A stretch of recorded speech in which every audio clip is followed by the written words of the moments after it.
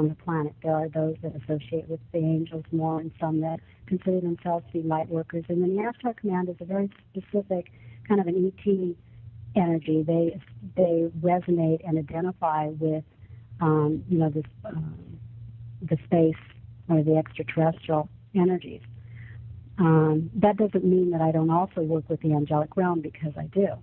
I work with people that have the influence of the angelic, the angelic influences as well as the extraterrestrial influences. It's just that the Ashtar Command is more like a Peace Corps. It's much more. It's not military in the sense that of attack, but it's more structured. And the beings that are part of that have a tendency to be very structured in the way that the way that they address things. We fight for truth. That's basically what it means. We're a commander of truth. All right, so that's the Ashtar Command for you. Pretty strange, huh? It's sort of like a... Here, I think you should hear me better. Yeah, that's the Ashtar Command. That's sort of like a new age version of Star Trek or something. Very, very strange. But one thing I just want to have a little disclaimer here. The fact that I'm criticizing some of these new age beliefs in the Ashtar Command and UFO religions could really... A lot of people actually in the conspiracy movement, the truth movement, or the anti-New World Order movement have very similar beliefs to the Theosophical Society and the Ashtar Command. And just to prove my point very simply, they claim to be anti-New World Order, but then they start spouting very similar or identical stuff to the Theosophical Society. And as I mentioned in previous broadcasts, the Theosophical Society talks about the New World Order openly and how to set up a New World Order. So I find it kind of ironic to claim to be anti-New World Order, but then putting out the same doctrine as people who push for a New World Order. So just thought I'd make that point real quick. Let me go to that call, like I said I would.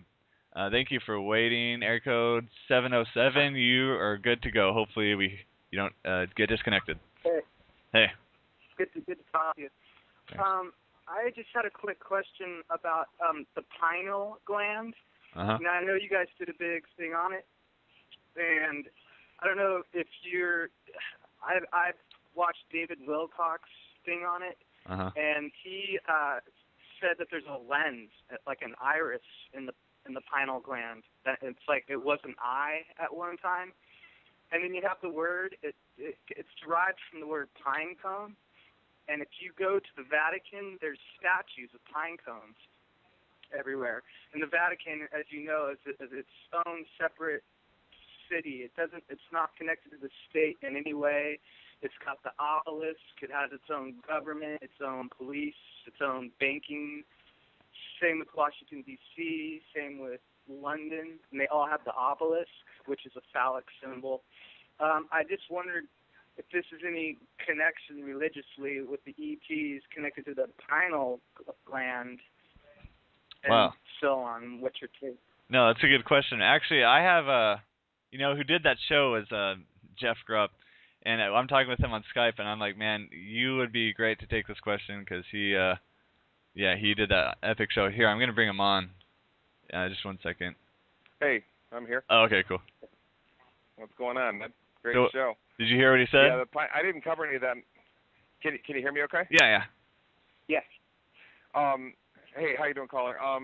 And the pineal gland show I didn't cover any of that because, to be honest, I was a little afraid to cover some of that info. A lot of it comes from David Wilcock, who I'm a little bit leery of. It's actually really ironic you bring him up. We just heard the Ashtar Command talking about ascension, and that's the Theosophical Society, as Ed's been pointing out, a lot of their views, and that's David Wilcock. Of anybody in the conspiracy movement, he talks about the similar ideas of the Theosophical Society more than almost anybody. But it is, okay. So to answer the question though, as best I might be able to, that pine cone shape shows up absolutely everywhere, and it's all over. American Indian stuff, ancient Greek stuff, ancient Roman, the Vatican. It is all over the place. I'm not sure if it exactly means the pineal gland. It could, because a lot of times it'll be, like a pine cone helmet somebody will be wearing. It'll be sort of designated around the head. And the pineal gland is sort of shaped like a pine cone. And of course, pine cones often are in the golden ratio, and signifying, the intelligent design of the cosmos that's behind them. So I don't know. My personal opinion is it's a little bit too loose for me to think that pine cone could exactly mean the pineal gland. But if it does, let's pretend that it perhaps does for a moment. We know that the New World Order is, using fluoride to directly damage the pineal gland. That is specifically what fluoride is for, is to kill it. So what it probably would be then is, let's pretend then, like we were saying, the pineal gland is what is designated in all these statues and myths and legends and so forth. It would then seem to be the case that the pineal gland is some very powerful spiritual instrument that we have been intelligently designed to have, that they are specifically trying to crush within us, while at the same time they dominate that power in themselves. That would probably be a good theory, I think, behind that, because there's too many things that line up then, with the fluoride and everything. You know what I mean? Yeah. Hey, Jeffrey, did you find it to be true that there is an actual iris in the pineal gland? Yeah, that guy I wrote. The guy who you probably know who he is. He wrote DMT Spirit Molecule. That U of New Mexico professor. He discusses, if you dissect a person's brain, it does, I think you probably know. I'm just saying for the audience because I think you know a lot about this. But yeah, there's all kinds of retinal type of apparatuses there in the pineal gland. It's literally an eye, which is absolutely staggering. I'd love to hear the evolution to try to explain this one for us, because there's animals all over the place have pineal glands to often a smaller degree than humans. The little eye structure is very, very curious why this whole thing is in there. It's almost like, and then you've got Descartes, the famous philosopher from hundreds of years ago. I mean, of all the things he could say, why did he tell us that the seat of consciousness is the pineal gland? Because when he analyzed his reasons for it, it was totally ridiculous. I mean, this is one of the smartest people ever lived, invented calculus and so forth. And then he tells us, the reason that the pineal gland is the seat of consciousness is because it's the one part of the brain that doesn't have a binary nature, like left half and right half of the brain and so forth. I mean, that's a completely ridiculous reason. It sounds like a guess. And second, and another point is the pineal gland is not even part of the brain, as that professor who wrote DMT Spirit Molecule pointed out. It's actually just below the brain, outside the brain. So yeah, it's almost, you look at the body, and it's all its golden ratio structures and so forth. It's just a miraculous piece of technology, and the pineal gland's got to be one of the biggest mysteries, don't you think? Yeah. Hey, also off topic, did you ever hear back from Alex Jones about his little TV or radio antenna? I've gotten so many emails about that. No, not yet. I don't know if he will. I mean, I'm too small of a radio show. He's got millions of listeners. He might not. But who knows? But no, I haven't heard anything back on that yet. Yeah, because I totally saw that, and I'm like, no way, because I'm not into David Wilcock. Like, oh my God, he's totally right. I'm like you, skeptical. I need proof. I need hard evidence. I can't just hear something from somebody. So I respect your stuff you put on YouTube. And yeah, about Alex. I mean, I'm not saying. A lot of people are like, oh my gosh, it's antimatter radio against Alex Jones. I mean, that's a total. I'm posing, if you listen, like you have, if people listen to the video, I'm just saying it's just really weird that he's got he's got the Chrysler logo thing, the star inside the wings across the top, and it looks like an all-seeing eye. And I mean, it's just, I don't understand. It doesn't fit, because I've never found any evidence for Alex to be some sort of New World Order agent. So why all of a sudden around his money operations do we have numerous symbols? It's very, very weird. So I mean, I'm just saying, hey man, Alex, just clear this up for us. Tell us you didn't know, or it slipped. I mean, I didn't see this stuff either when I first looked at it. I had to look at it twice when somebody else pointed some of it out. So maybe just explain it to us, because it's really surprising, to say the least. Right. And I have just one more thing. Okay, there's this thing about the Gulf of Aden, or Aden. It's off of Yemen, and supposedly where the Somali pirates are. And they have warships from every country, like tons of countries, like China never leaves their ports, Japan, and they're all circling this 3-mile area in the Gulf of Aden, and they're not letting any ships through. And this has been going on all summer, under the radar. And supposedly, I don't know if this is true, but there's a Stargate there, and they're using this pirate, this patsies, to try to make people think, oh, that's why they're there. But why would they need navies from all countries with huge warships for little pirates and boats, Yeah, you should ask Dr. Deagle about that. He's really into the Gulf of Aden, and he's also he's almost like an expert on Stargates as well. I'd call into his show tomorrow and tell him, say Grupp told you to call in because he might know quite a bit about that. I would guess that he does. That's very interesting. I've heard there's many instances. A lot of my listeners have been forwarding me stuff. Like there'll be a certain kind of military operation or some kind of they'll say there was an earthquake here and everybody's got to leave or something, and then you find out there's all these weird Stargate indications going on. I can think of maybe 3 instances like that. One in South America, one in Africa, and one in Australia that have happened in the last year.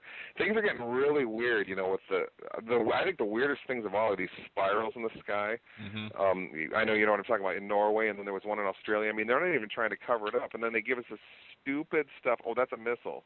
I mean, that's like saying an apple is a train or something. I mean, so right. Things are really getting weird. So when's Deagle's show on? What's his show called? Oh, it's the NutriMedical Report. Just go to NutriMedical.com, and I think it comes on at like 3 Eastern tomorrow. Just call. You'll probably get right in. It's easy to get in, call into his show, and ask him about that. He might know. I'll tip him off that you might be calling. If you don't, it's cool. But I mean, just give him a heads up. He might be calling so he can prepare a little bit. Do that. Is it on Blog Talk Radio? No. No, it's on GCN. GCNlive.com. Okay, I gotta write this down. Because nobody's talking about it anymore, and I'm just like, okay, so what's that? Well, maybe can you type it in the chat here? It's GCNlive.com. Sure, actually, I'm not in the chat. I'll type it in. Just go to GCN Gary Cardinal Nancy Live.com, and then you write at 3 Eastern tomorrow. Give them like 15 minutes because they'll probably be talking about something and calling like at 3:15 or something. I'll tune into that. That'd be interesting to hear what he says. Yeah, I'm in California actually, so that'll be. Yeah, I call like at 12:15 your time. Okay. 12:30. Yeah, I will for sure. Okay, I got it in the chat. Well, it was good talking to you. I don't want to take up any more caller time. Hey, good deal. I'll let you get back to it, Ed. Okay, yeah, that was good to hear from. That was great. Thanks, caller. Take care. Thanks, caller. Okay, thanks. Bye. Bye. Yeah, that was cool. I mean, the pineal gland. I liked what Jeff said about how, I mean, yeah, they know about it and they know to suppress ours because, yeah, that's huge actually if you think about that. Fluoride directly attacks part of your connection to God and the Creator and everything good, and then they attack that directly on us, but then for themselves they probably know all about it, and that's part of the deception of a lot of the New World Order types. These just total demented people will try to seem like scientific, cold-hearted, scientific, atheistic people, but they're really doing occult rituals. They know about all this stuff a lot more than your average Slav in America does, and that's just further deception, and the fact that they put fluoride in our water, which directly could interfere with our spirituality. I mean, how much more disgusting can you get? I mean, that's attacking us at the very core, which the New World Order is attacking us from every angle. But yeah, that was a great call. Thanks, caller, for that. Let me kind of forgot even where I left off. Oh, Ashtar Command. So yeah, going back to the connection between the UFO religions, the Theosophical Society, and the New Age, and communicating with these bizarre entities, which I think are either. I'm pretty sure that at least a lot of them, maybe not all of them, but a lot of them definitely are demonic entities, which is, these entities that I think are actually the ones who are controlling, or is the dark spiritual force, the Illuminati, who's controlling and bringing in the New World Order. It's all part of the externalization of the hierarchy. And speaking of the externalization of the hierarchy, I mentioned in a past show this very strange clip about an extraterrestrial, well, supposed extraterrestrial, of course, more than likely probably wasn't, but anyways, called Vrillon, who interrupted a bunch of these networks in, I believe, the United Kingdom or England, if I'm not mistaken, and it was 5 TV networks to put this bizarre Ashtar Command, New Age, Theosophical Society type externalization of the hierarchy message out. Like I said, I've talked about it before. I'm going to play that clip for you in a second because, I can't do justice by just talking about it. It's very interesting. A listener, Luke, actually sent that to me, so I need to thank him for that. And yeah, it was an illegal broadcast.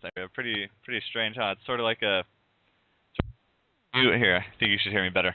Yeah, that's the Ashtar command. That's sort of like a new age version of Star Trek or something. Very strange. But one thing I just want to have a little disclaimer here. The fact that I'm criticizing some of these new age beliefs in the Ashtar command and UFO religions could really on the planet. There are those that associate with the angels more and some that consider themselves to be light workers. And then the Ashtar command is a very specific kind of an ET energy. They resonate and identify with this the space or the extraterrestrial energies of attack, but it's more structured. And the beings that are part of that have a tendency to be very structured in the way that the way that they address things. We fight for truth. That's basically what it means. We're a commander of truth. All right, so that's the Ashtar command for you. That doesn't mean that I don't also work with the angelic realm, because I do. I work with people that have the influence of the angelic, the angelic influences as well as the extraterrestrial influences. It's just that the Ashtar command is more like a Peace Corps. It's much more. It's not military in the sense that a lot of people actually in the conspiracy movement, the truth movement, or the anti-New World Order movement have very similar beliefs to the Theosophical Society and the Ashtar command. And just to prove my point very simply, they claim to be anti-New World Order, but then they start spouting very similar